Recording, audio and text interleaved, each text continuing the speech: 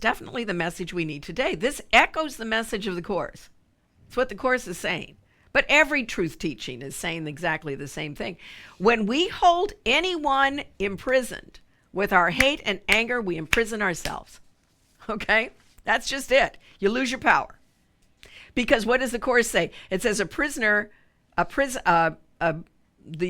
person in prison, the prisoner and the guard are, and the jailer, I guess it says, are together. The jailer must keep watch over the prisoner, right? So you're in prison with that person. So when you hold somebody in anger or hate, when you're holding on to that hate, you lose your power.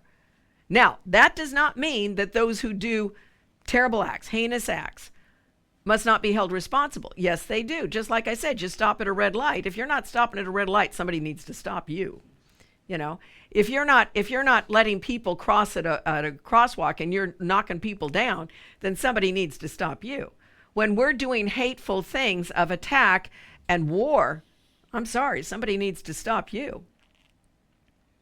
So we will have to do those things, but that does not mean that we have to hate those people. We do, because when we do that, we lose our power. So yes, do something within this experience of the world, because there are things to do, whether they may be illusion or not, that you must do. But do it in a consciousness of knowing that to stop somebody from harmful behavior stops them from promoting more guilt inside of themselves. And we don't want them to feel guilty, because we want them to be free at last. Free at last.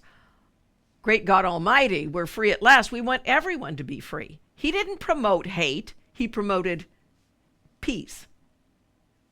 So we have to, and these are the things, we got to rise, stop, and focus. That's how I look at it. That's why I put this in here. We have to rise to a higher calling of peace. That's right. The Course says we got to rise above the battleground, right? So we got to rise, and then we got to stop supporting the ego's anger of fear and separation. That means if there are politicians out there that promote anger and fear and separation, you don't vote for them.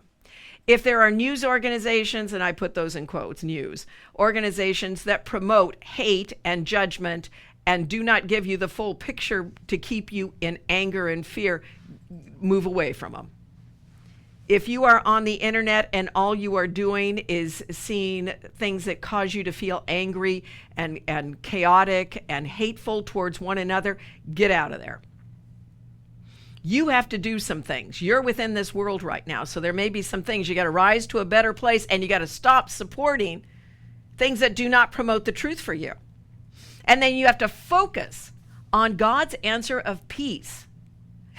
That's what a miracle is. I want a miracle. In this situation, I ask to see this through the eyes of Christ. That's what you're saying. When we understand what we are doing, then we'll be able to make the change, because you have the help. If you understand one problem, one solution, salvation is accomplished. Problem is our grievances. The problem is our fear. The problem is all those things that the guilt and the attack. Then you know that the answer is love. And a miracle can bring that to your awareness now. That shifting of our perception. It seems almost impossible to shift our perception until it happens. You know, that's what Martin Luther King, all great spiritual teachers say this. Nothing happens until it does. I think it was Nelson Mandela said, change doesn't happen until it does.